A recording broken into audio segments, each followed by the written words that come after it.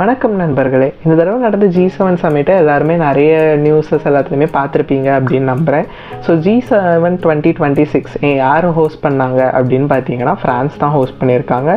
So இதில் 7 major advanced economics கண்ட்ரீஸான Canada, France, Germany, Italy, Japan, the United Kingdom and the United States இவங்க எல்லாருமே சேர்ந்து நடத்துகிற ஒரு மேஜர் பார்ட் வந்துட்டு இந்த G7 இருக்கும். ஸோ இது போக வந்துட்டு இந்த தடவை யார் போயிருந்தாங்க அப்படின்னு பார்த்தீங்கன்னா இந்தியாவும் உள்ளால போயிருந்தாங்க.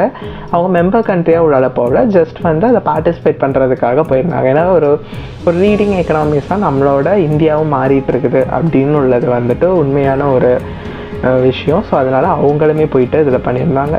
ஸோ இதில் என்ன தான் மெயினாக அவங்க ஃபோக்கஸ் பண்ணியிருந்தாங்க அப்படின்னு பார்த்தீங்கன்னா artificial intelligence governance, Ukraine conflict, critical minerals, energy security, global debt crisis and இது எல்லாத்துலேயுமே வந்துட்டு மெயினாக ஃபோக்கஸ் பண்ணியிருந்தாங்க இந்த G7.